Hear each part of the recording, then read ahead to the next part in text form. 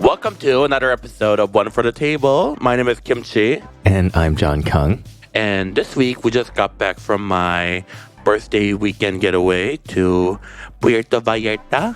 And it was so much fun. And of course, happy birthday again, Kim. I hope you had a great time. I'm actually sick of hearing happy birthday.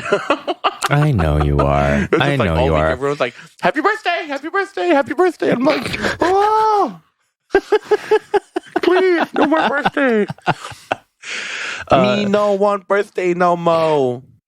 Are you the type of person that responds to every birthday message you get? I am. Just because I feel like, I'm also really bad at sending people birthday messages. But if someone actually took the time out of their day to wish you a happy birthday, I feel like it's kind of bitchy not to say anything. Yes. Even if it's short, it's hey, thank you so much. I feel like just not responding at all to a birthday message is kind of a fuck you. Would you ever just drop a like if somebody did it on social media? I guess like works too, but yeah. It takes 2 seconds to type in, thank you for your message. I used to, when I used to be on Facebook and my birthday was on Facebook, I used to respond to every single wall comment of happy birthday with a semi-personal message, and it would take days to fill out.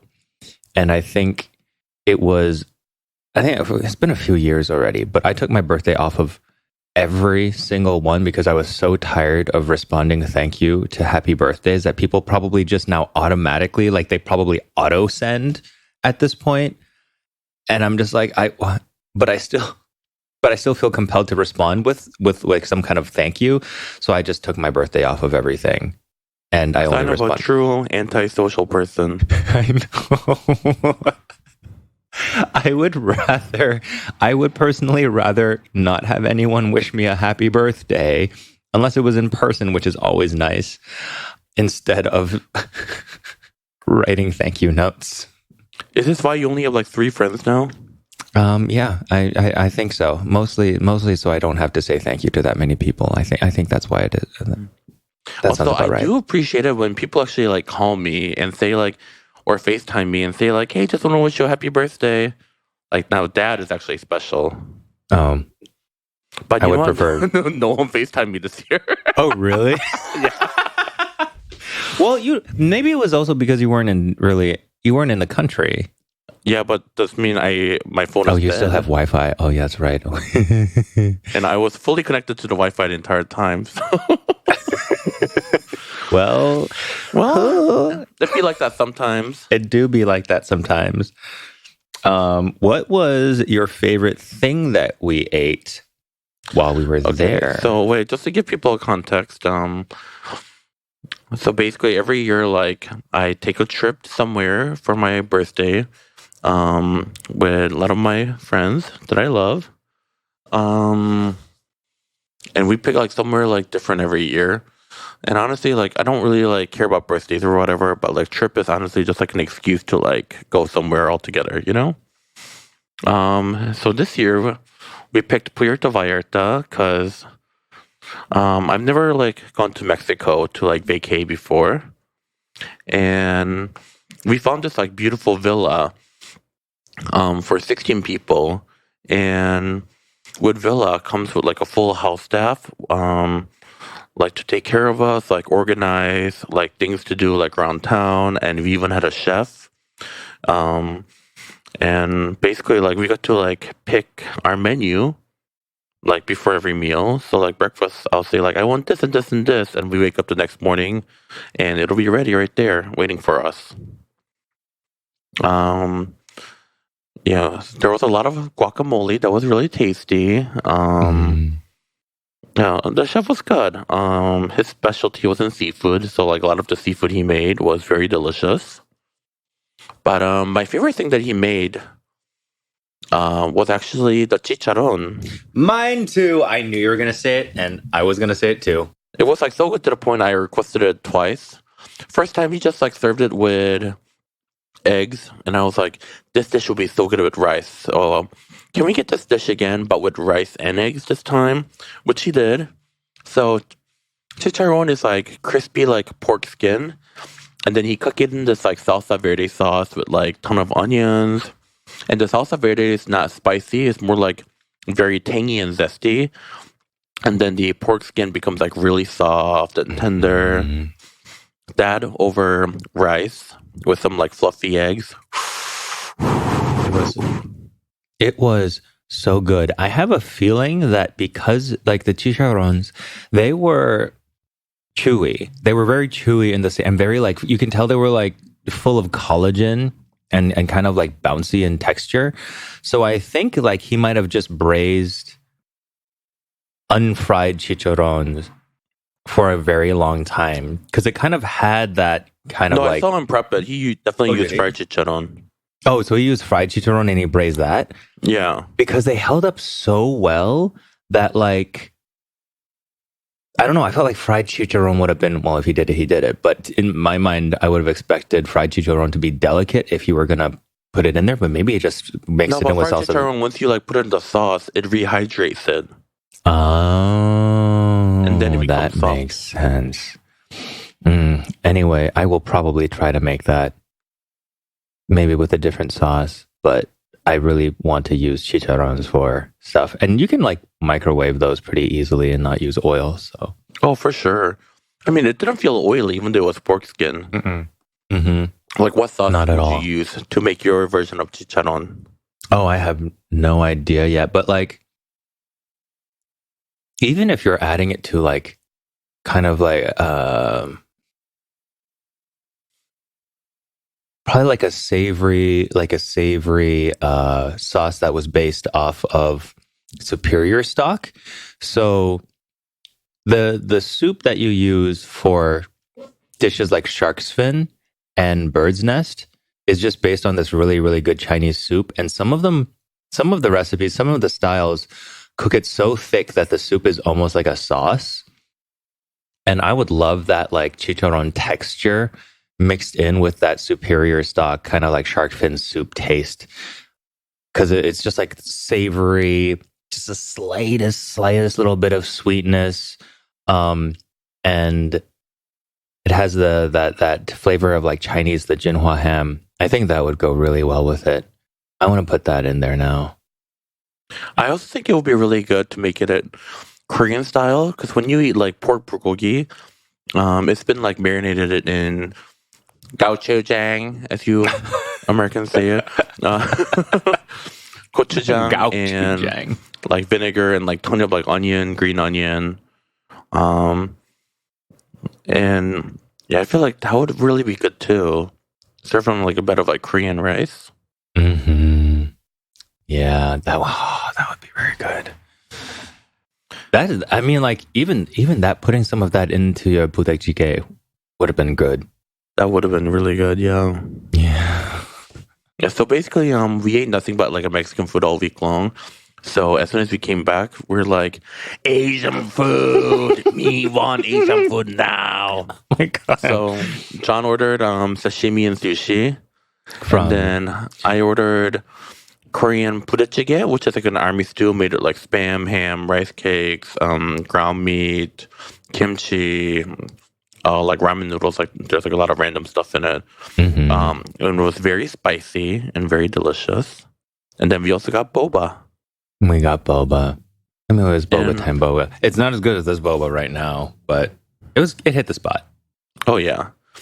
And a lot of our friends who were on this trip were majorly Asian. And everyone was like posting in our group chat, like, I think they all ordered like Asian food too, because we've been in such like an Asian food withdrawal. Yeah. That's even Little John, my boyfriend.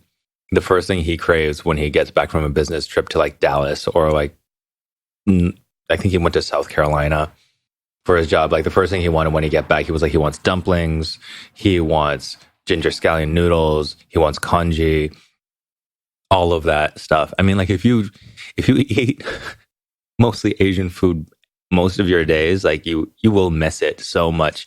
My grandmother used to bring rice with her, I think, whenever we went to like a non-Asian restaurant. She would ask where we were going for dinner, and if she thought for any reason that they wouldn't have rice, she would steam her own rice and bring it with her. You know, so many like Korean people are the same way. When they go on like overseas trips, they either have to bring like cup noodles or like they land straight from the airport and they go straight to like a Korean restaurant. Mm. Or they bring like Tabasco with them, so whatever food they eat, like they like douse it in Tabasco. Whenever I travel now, I do check a few things. I check to see if that place gets like Amazon delivery, like when for international, most places do, but not everywhere. Whenever I travel within the United States, though, I always check like their Instacart offerings and use that and like pack my food needs based off of that. And depending on what you can get from Instacart over there, not that they sponsor us or anything, I practically sponsored them at this point. I might bring an entire kitchen in my suitcase. Some knives. I got my knives here because of I was in Seattle at the Chef Steps thing last week or 2 weeks ago. So yeah, I bring my knives. I have my spices. Sometimes I'll bring an MSG shaker, which I'm going to leave here. What did I bring here from Seattle? I brought mole here. We didn't eat that. We should have mole next time I'm here. Love mole. Me too. Mole is probably my favorite Mexican food. Well, Mexican, there's so much like good food there, but I think I'm really like fond of the flavors of like aguachile or ceviche because it's like fresh and tart, and I love my sour things. Mm-hmm. Mole is my favorite, but I think in general it doesn't really matter what cuisine it is. Like a very thick sauce on rice is always going to be my favorite thing of any cuisine. I like Chinese beef brisket, or Cantonese brisket, which is just like a tangy, sweet and savory sauce that you put on light rice. I love like chana masala or pretty much any Indian curry. And it's a sauce that you put on rice. Mole, you put it on rice. Japanese curry, you put that on rice. Like I will eat the crap out of that. If it's thick and savory and you put it on rice, it is probably my favorite dish that your culture has. Honestly, rice is such like an amazing vehicle. When it comes to like all the carbs, I feel like rice will always remain supreme. Agreed. And surprisingly, I have so many American friends that's really not good at eating rice. Well, they're also, a lot of them are bad at cooking it too, though. That's true. No, but even like when you go to restaurants, like after like few bites of rice, like they can't eat it anymore for some reason. Oh, really? And then someone like who grew up eating up like mounds of rice, like that always like was kind of like a little bizarre to me. Because like if like the carbohydrates and calories weren't a concern, I could eat like endless amount of rice. Yeah, that's definitely, if you could just get away with eating bowl after bowl of rice without any repercussions, I would totally do it too. Sometimes I will just eat plain rice if it's cooked well. Like it's just really satisfying. And maybe throw a little butter on there, if you're bad. I won't I don't like butter on rice. I know. I don't. I like butter on bread. Oh my God, butter really on rice? I'm not a fan. What? Why?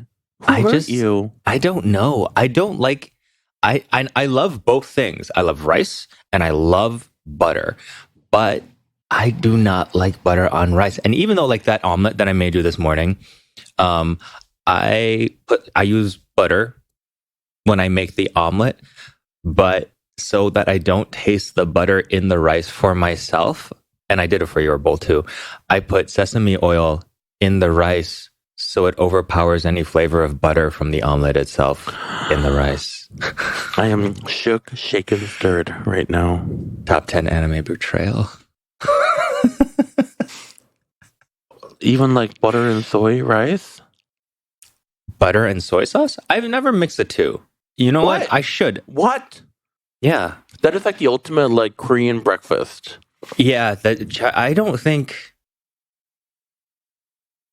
It's probably a reason why like Jewish people feel so safe eating Chinese food, because like the idea of mixing like dairy in with rice for me was something I never ever considered until I started eating Korean food.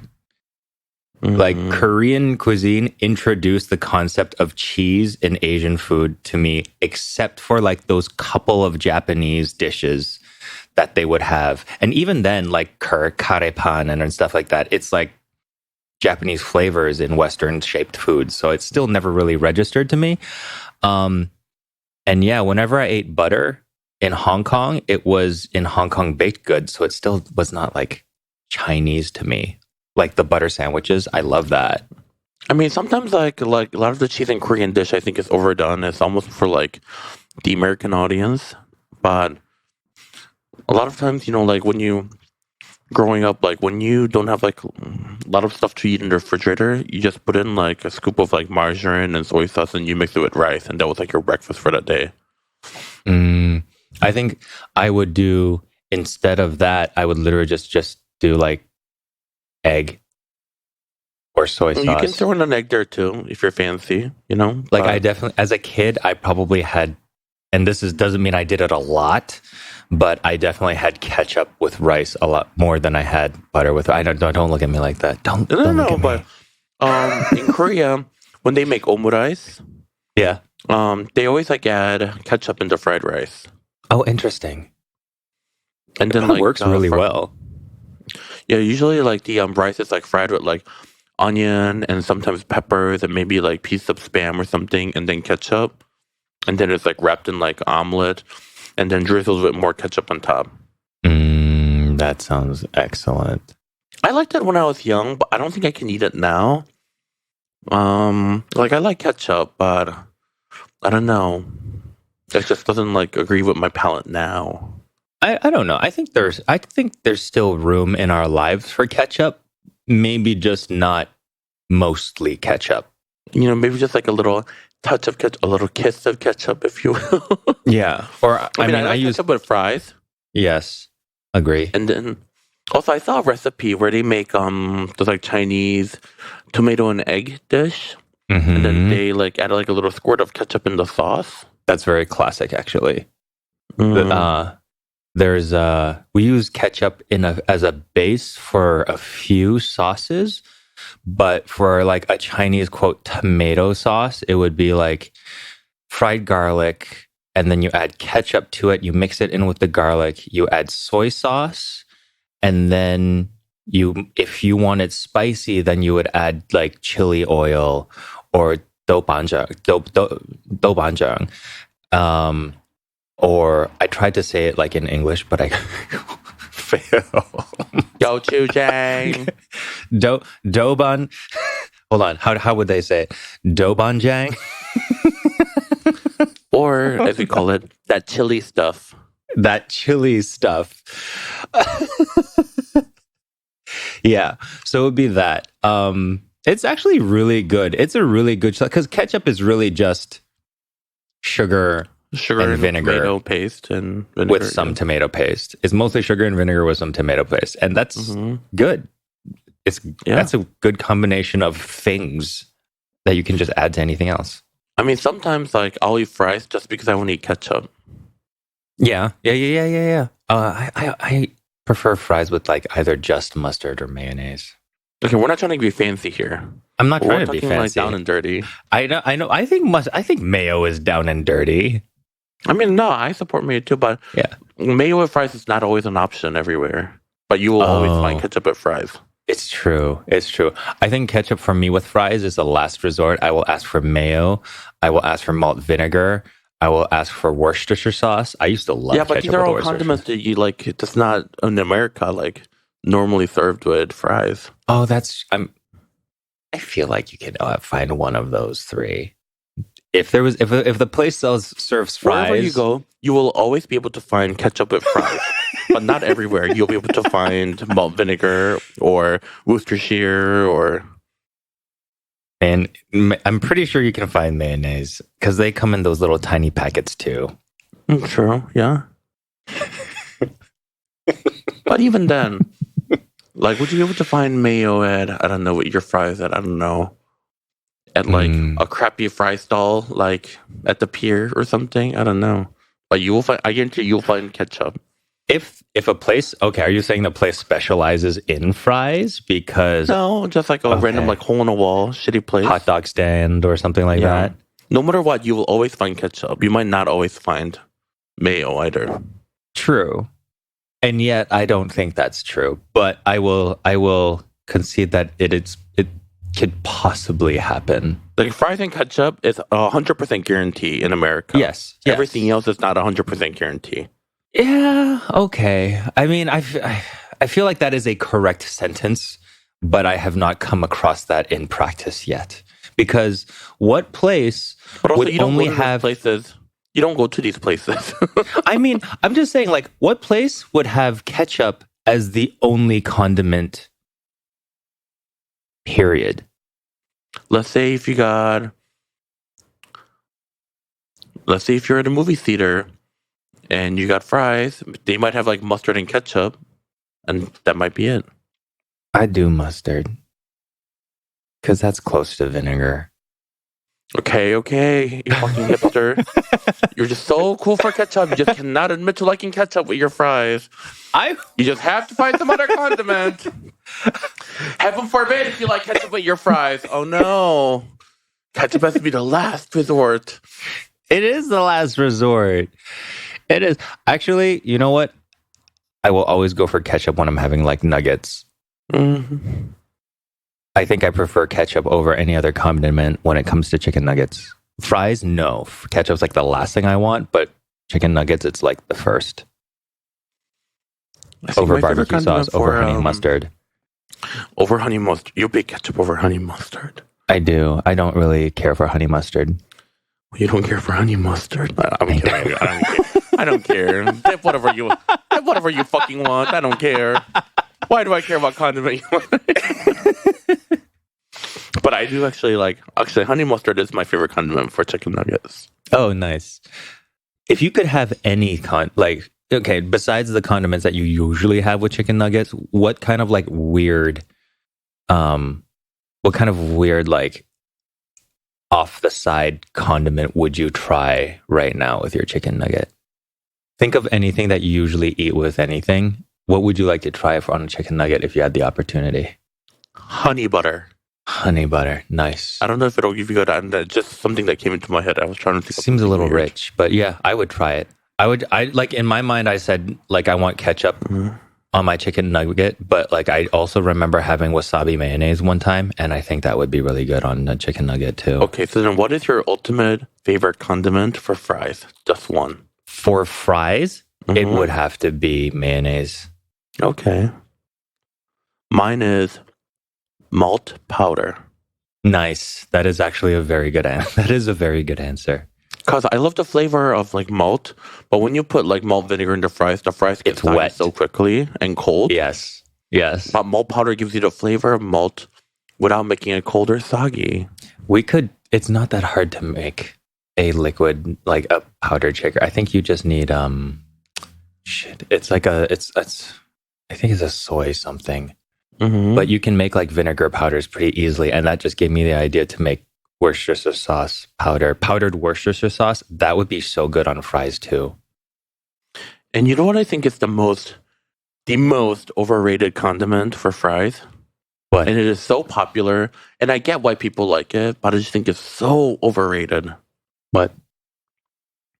Truffle oil. Oh, for truffle fries.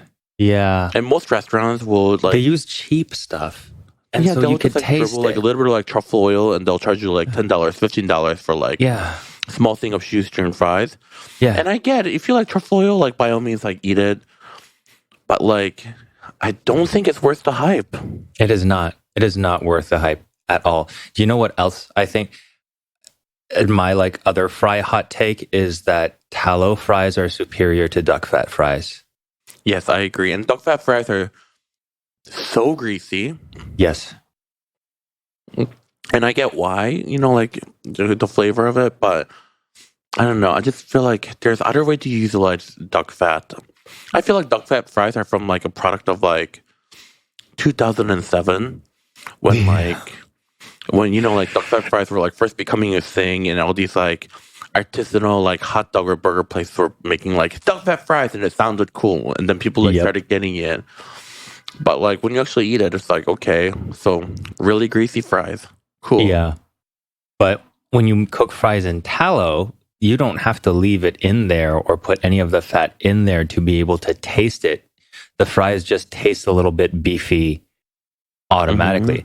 That's why McDonald's fries used to be the best fries, hands down, because back in the day, they would all be cooked in beef fat. Yes, and then people were like, ooh, that's weird. Yeah. I think they just wanted to make it. It was, I think it was a thing that it wasn't that it was weird, but it was because I think beef tallow is a saturated fat, and it came out like trans fats were all really, really bad or whatnot. And that beef tallow happened to be that. And so they converted to like some other kind of technically not as bad oil, but it's still bad for you. Like, it's so dumb. And that is the same time where McDonald's apple pie changed from fried pie to a baked pie. Yes. And it's like, okay, listen up. I'm not eating McDonald's to lose weight. It's so stupid. Those fried apple pies were fucking amazing. They were the fucking tits. That was like the best thing that McDonald's had to offer. Yes. And now it's dusty. It tastes dusty. Dusty. Yes. And it's like dry and chalky, and well, before like there was like that crunch. Yeah, it was a crunch. And then instead it was like super juicy. Like they use the same kind of fucking pie dough that could only taste good if you deep fried it, but no, they decided to bake it now, and so now nobody craves a McDonald's apple pie, and they think that tastes have not changed. Your product just got really, really bad. It got so bad that even the generation that has never experienced the deep fried apple pie before still doesn't want that bullshit that you have. You know, you can get the fried pies at Jollibee. What is Jollibee, it? yeah, hell yeah. Yeah, Jollibee fries their pies. They don't care. They just want their shit to taste good. And sometimes Popeyes would have the fried pies, but not all the time, I think. Popeyes is out of a lot of things. The only thing they're never out of is dark meat, which is fine with me. You know? Yeah. But like, if I'm already eating McDonald's, like, the diet has already gone out the window. And if I'm ordering a fucking pie from McDonald's, like, I've already committed to being fat that day. Yeah. Yeah. You know, like, don't give me a fucking baked apple pie bullshit. Yeah. I'm not considering anything when I'm ordering my like fucking 10-piece chicken nuggets other than the fact that I want the 10-piece chicken nuggets. The only difference now is that I'm never going to get an apple pie along with it, when originally I would have been like, oh, how do I want to be like really, really bad? Yes, I think I'm going to be really, really, I'm going to have an apple pie. But now, never in life. Like, no one thinks like, ooh, my diet is like so much better because I had a baked apple pie instead of a fried apple pie. Either they're going to take our advice or blacklist. However, one thing that McDonald's is doing correctly, I haven't gotten it, but I'm just happy to see it when I'm like driving by it. They have jalapeno cheese quarter pounder, I guess. Oh, yeah? And I'm just happy to see anything like jalapeno on the menu as like a spicy food enthusiast. They took a page off of Jollibee for that. Don't see why they can't refry But Jollibee their uses pies. fresh jalapenos, and I think McDonald's is pickled jalapenos. Oh, I do like a pickled jalapeno though. I did too. Those are they're delightful. We should take a break. What if I don't want to? Well, all right, let's take a break. We'll be back.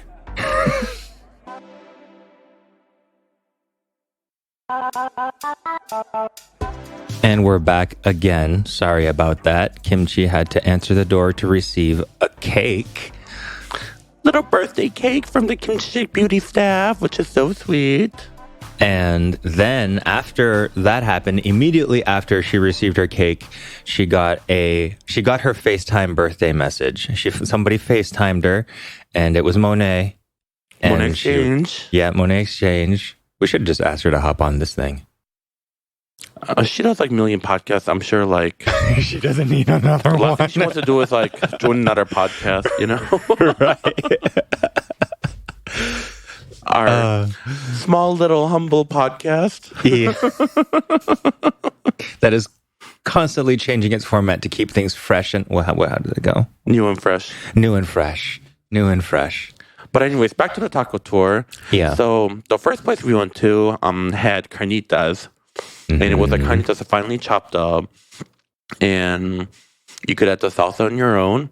And the salsa itself wasn't spicy, but they had pickled onions. And those were stealth spicy. Yes. They were stealth spicy. But that's not the tone because the tacos were so good and the carnitas were so tender. And we had, I wanted to say it was $11 for 1, 2, 3, 4, 5, 6 of them. 7? 7? Yeah. Yeah. Okay. $11 for 7 tacos. And then after that, we had a cabeza taco from a different stall. And that is our favorite. And cabeza is like cow head. They first like chopped the cabeza really fine and put in all the tacos.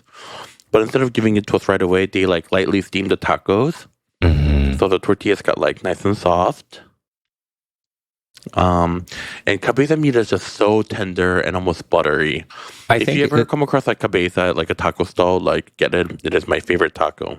It is always so tender. It is always so juicy and so flavorful because you have to cook that head down for a really, really long time to get all of like the meat and the collagen off of there. And they probably just cook the whole head in probably like a giant stew pot like they make with pigs and head cheese or whatnot.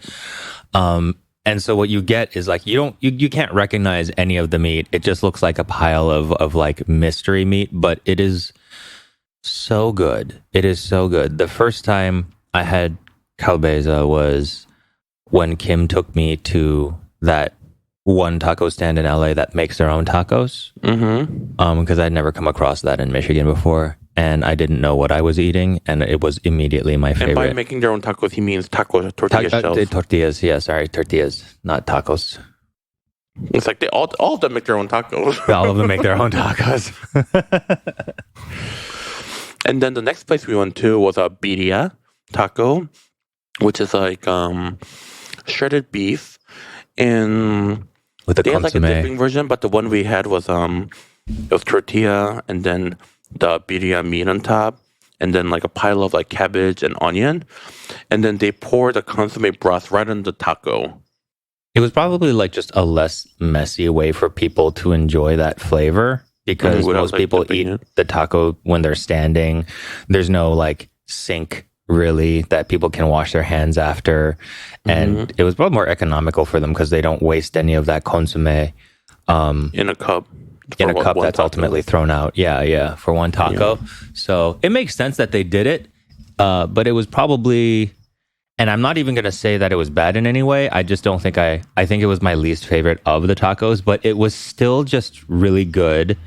And it was still like very different from everything else, but having that right after the cabeza, that was like so tender and buttery. Yeah, that's a hard act. That's a really tough act to follow. I feel like my experience with beer tacos is it's really good, but the beef is usually like very like chewy and like stringy. Mm-hmm. It's like over stewed. Yeah, and also I think that these tacos in particular, I think I needed something a little bit more like brighter in there. Mm-hmm. Because like a cabbage and onion weren't enough to like brighten up like the heavy, chewy meat. Yeah, maybe the pickle, if that onion was pickled. But the taco itself was very juicy. Yeah. And then after that, we went to a coconut stall where they if you've gotten fresh coconut, you know, like they cut the top off and then you drink all the coconut water. And then you bring it back to them after that. And then they cut the coconut in half, pull the meat off, and then toss it together in lime juice, salt, and chili. Mm-hmm. And the coconut meat itself almost had like a texture of like a calamari. I feel Yeah, like it you was could easily really. make some like vegan calamari dish with this. Yeah, it was very. God damn it! Oh, sorry. There was a car alarm. It was very conducive to a savory flavor profile, and I was very surprised. The coconut meat itself was very, very mild, but it had like a nice snappy crunch to it. Not crunch, but like a bouncy chew, I guess. That was very much like the kind of calamari that you get at sushi restaurants, almost. Mm-hmm. Yeah, it was delicious, and we just ate them like chips while we were walking to the next taco stand. And then the last taco stand we went was like a seafood taco stand. And this place, so tortillas are made to order. So then like when you order your taco, they press the tortilla and then they grill it. And the fish is like, it's almost like a fish like you get in like fish and chips in like UK, where it's like a whole giant fillet that's fried. And then they put in that delicious tortilla with like cabbage slaw and then like avocado salsa and pico de gallo with lime. And the fish is like very juicy, very crunchy.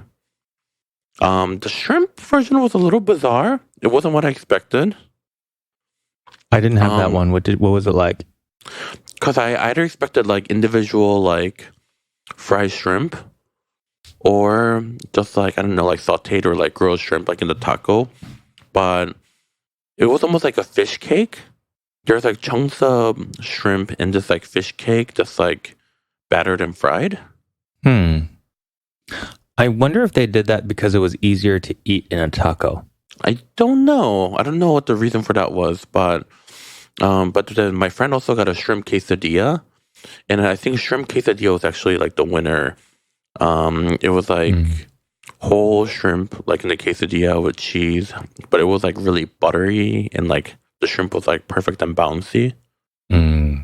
I had the fish taco, just like yours, and then I also had the octopus taco, and that one was interesting too because that was like put in almost like a barbecue sauce, and it was like sweet and tangy, not that spicy, but then I topped it off with some spicy salsa afterwards.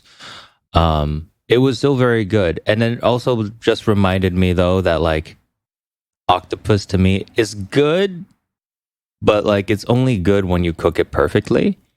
And like it's so easily overcooked that it's like, you know.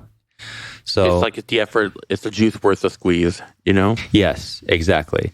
And then I think that like, and like I have this thing where I actually think octopuses are quite cute.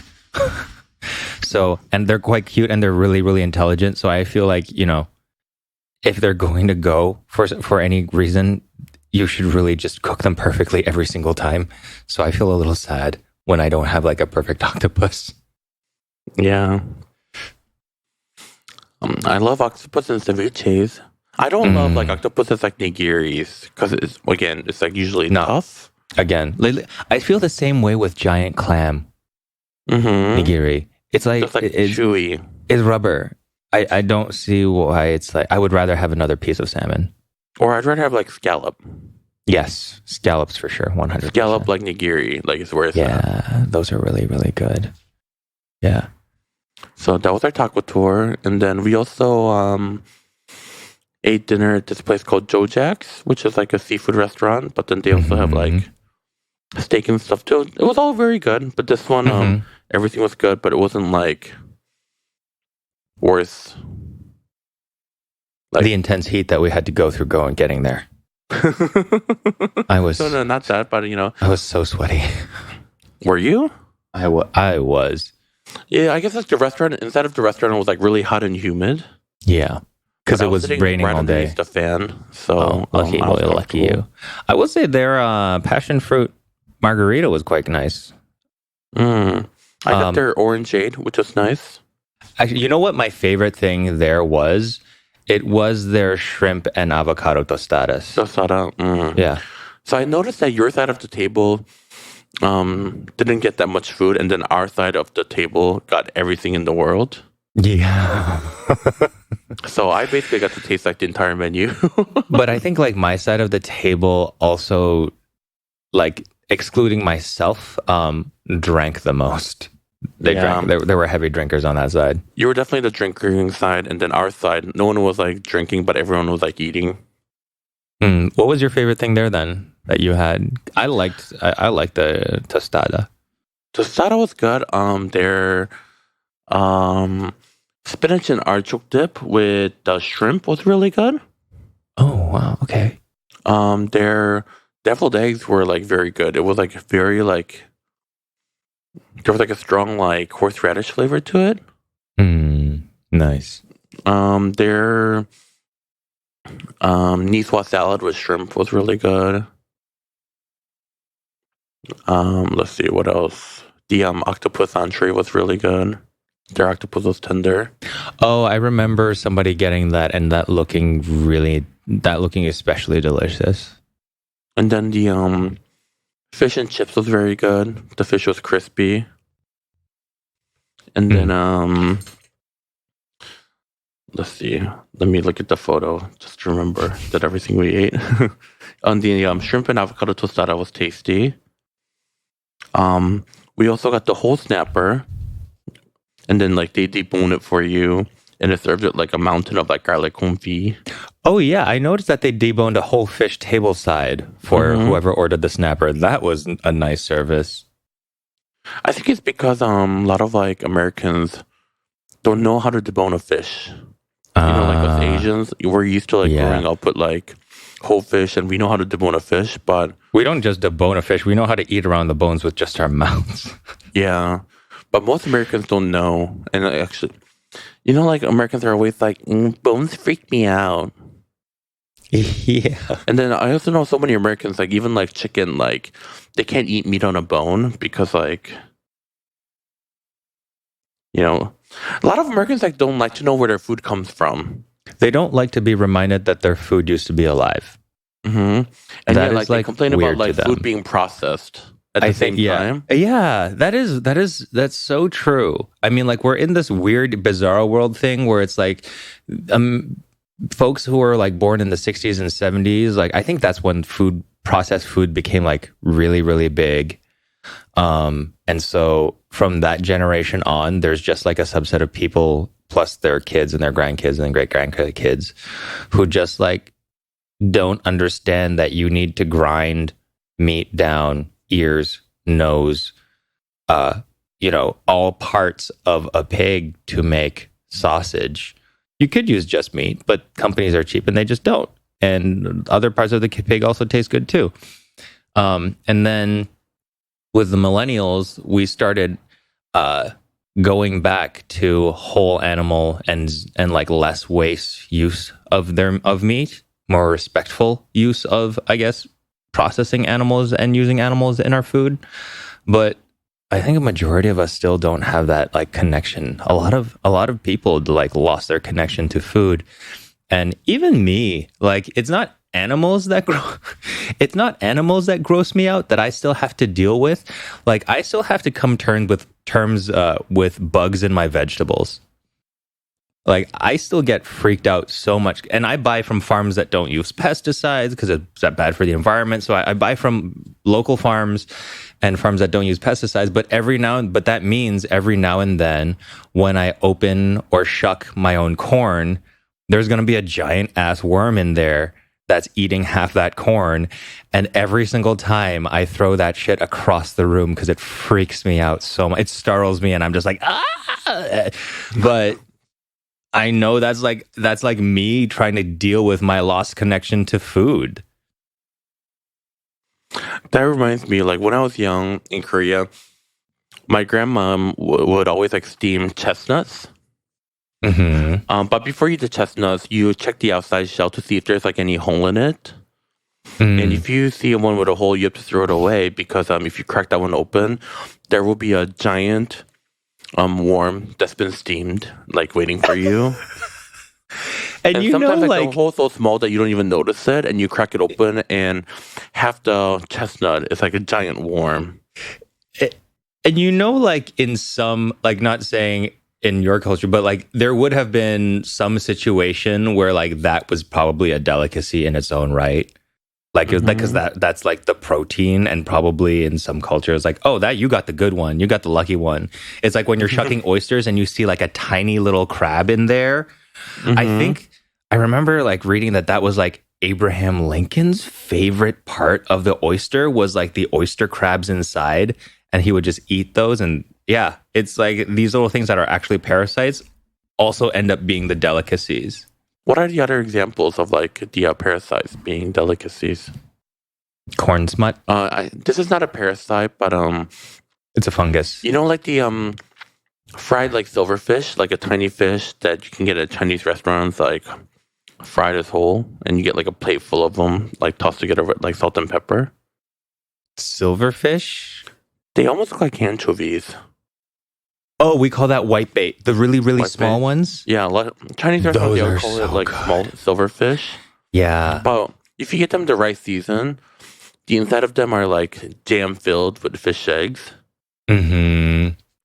And it is so good. So good. You can buy them dried in a lot of Chinese grocery stores, and like you just like you don't have to batter them.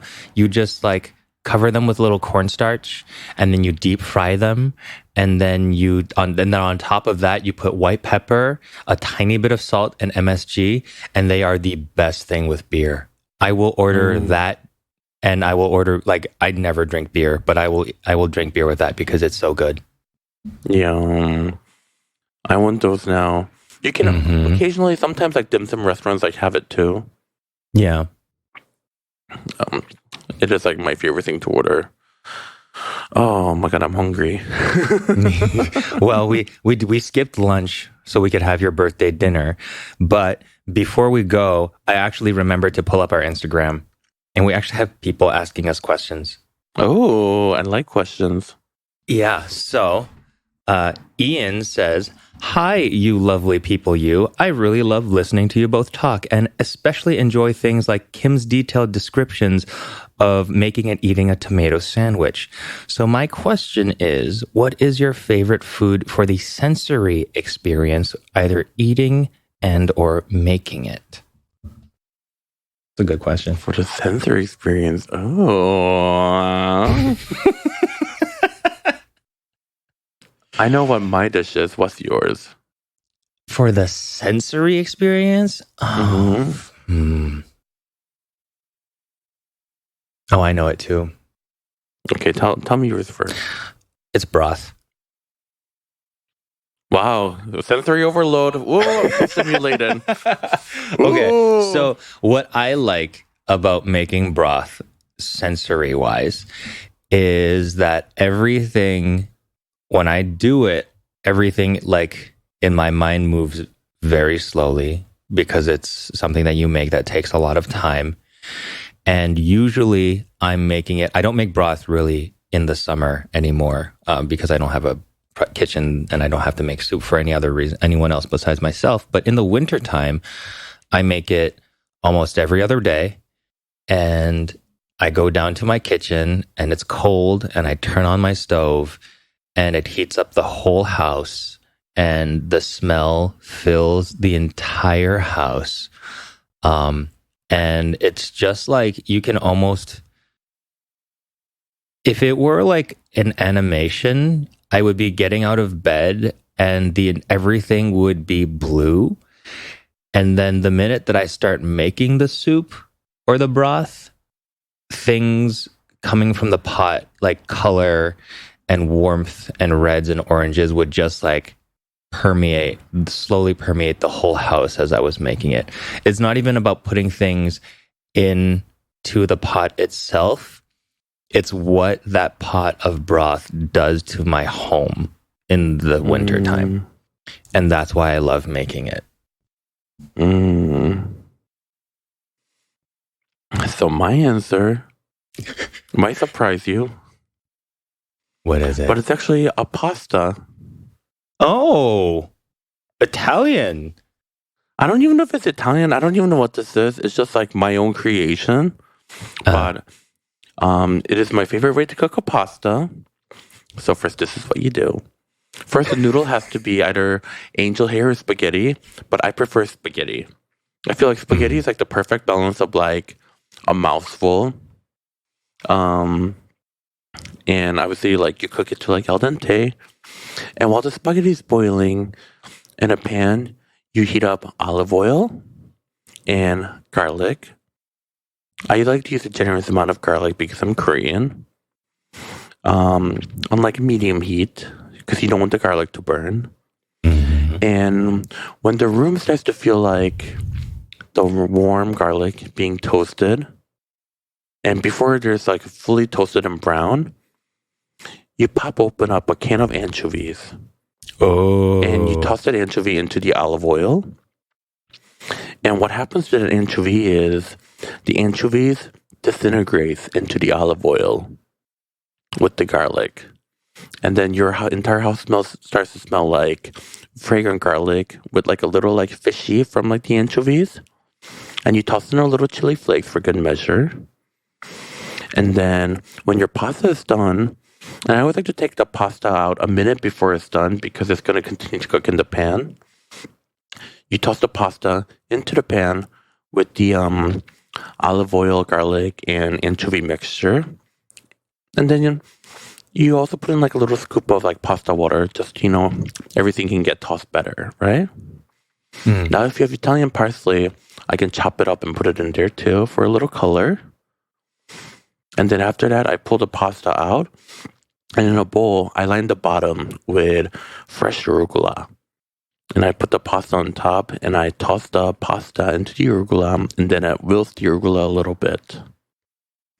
And on top, I sprinkle a little Parmesan Reggiano or Romano, Pecorino, whatever, like salty grated cheese you got on hand. And it may sound a little bizarre, but the end result is like you get like the bouncy noodles from the pasta, and then like soft sweetness from the garlic, and a little bit of salty fishiness from the anchovy, but it's not fishy at all. And then saltiness from the cheese, and then you also get a little crunchy from like the arugula. Even after arugula wilts, like it retains that like a little bit of crunch.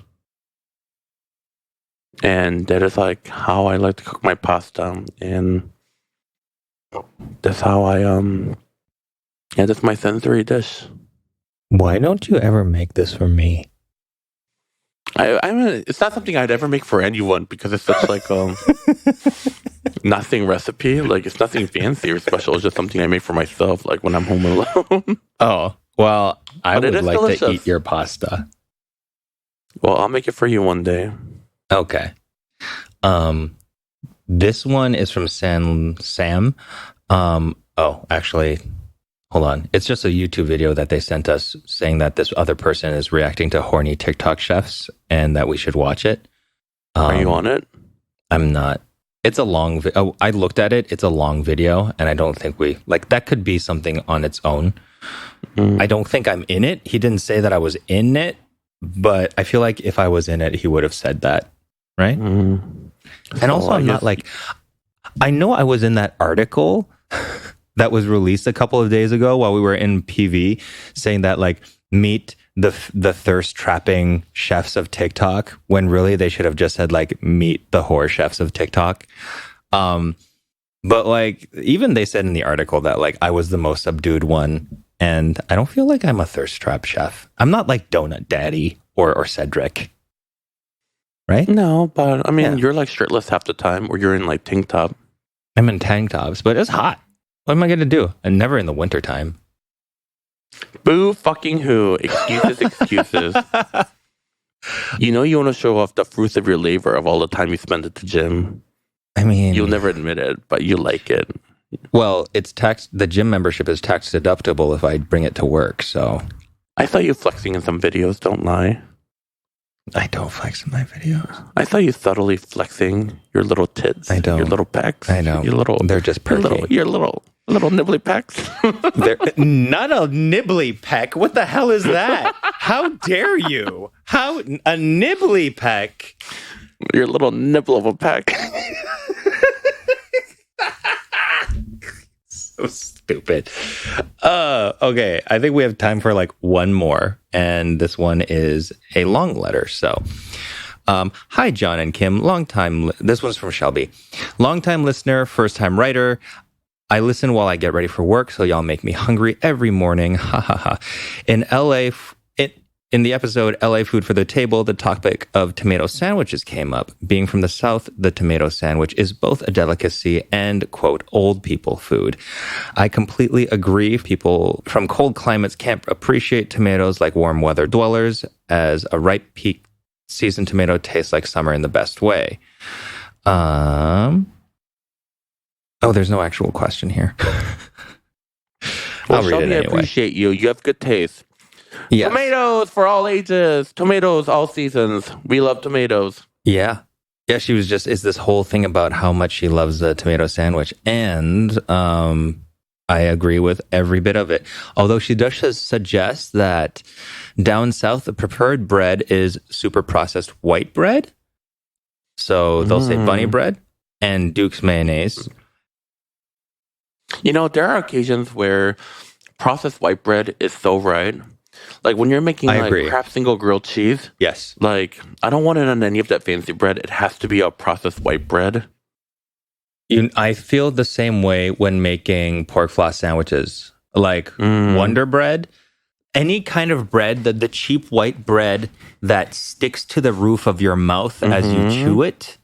Like, you need that. And that's not fancy bread, chewy, snappy, smacky texture. And for some like, I guess, childhood favorites, like, you need that. It's so important because it's more like memory than like quality. Salad sandwich or like an egg salad sandwich. Yeah, agreed. So yeah, I agree with Shelby. And she also says, thanks for the pod. I look forward to it weekly. Happy munching. Well, in that case, so sorry I forgot to post last time.